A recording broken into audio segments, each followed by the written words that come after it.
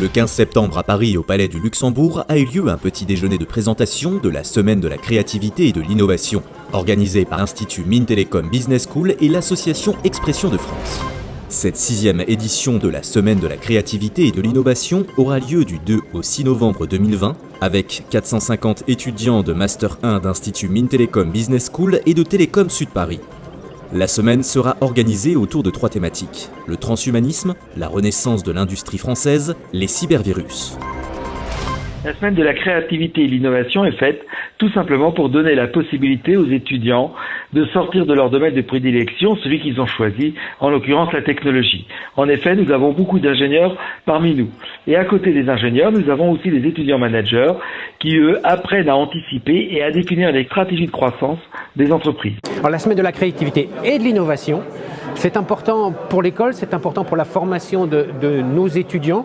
Pas seulement les étudiants managers, mais aussi les étudiants ingénieurs, parce que c'est une occasion de mélanger nos étudiants et surtout de les former à l'innovation, parce que nos étudiants vivent dans un monde complexe, incertain, et il faut qu'ils apprennent en fait à pouvoir agir et réagir dans ce monde en anticipation, et pas simplement pour créer des startups, mais aussi pour simplement apporter des idées nouvelles, quelle que soit l'organisation dans laquelle ils se trouvent. Cette semaine, on va parler technologie, on va parler cybersécurité, on va parler transhumanisme. On va avoir des personnes qui vont intervenir dans tous les domaines. On va avoir un cuisinier qui va parler d'innovation. Et donc cette largesse d'esprit, je dirais, et cette ouverture globale est un élément essentiel.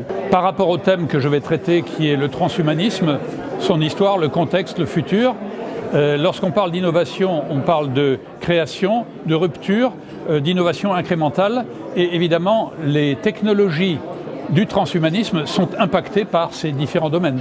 On vit une révolution informationnelle, tout le monde le sait, et une révolution fait des gagnants et des perdants. Mais qu'est-ce qui va faire que nous allons gagner ou que nous allons perdre?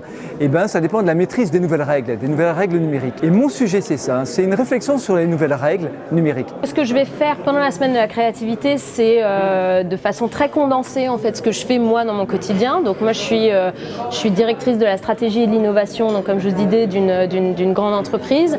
Et en fait, j'utilise beaucoup de techniques de design, donc le design thinking, comme on le connaît et dont on entend parler très souvent. Ce que j'aimerais bien faire, c'est faire cet exercice-là de façon beaucoup plus condensée et mettre en fait les étudiants dans une sorte de représentation un peu réelle des challenges que nous qu'on aborde tous les jours. La première invite que je fais, c'est aux jeunes étudiants, quelle que soit leur discipline, d'aller voir l'industrie, d'aller la voir réellement, de sonder quels sont ses défis. C'est maintenant devenu un lieu d'opportunité fantastique pour piloter des projets, travailler en intercompétences. Véritablement, il y a une explosion de créativité dans l'industrie. Et les valeurs de l'école, c'est audace, excellence, ouverture, responsabilité. On peut relier les 4 à la semaine de l'innovation, mais je crois qu'il y a audace, bien évidemment, il faut oser.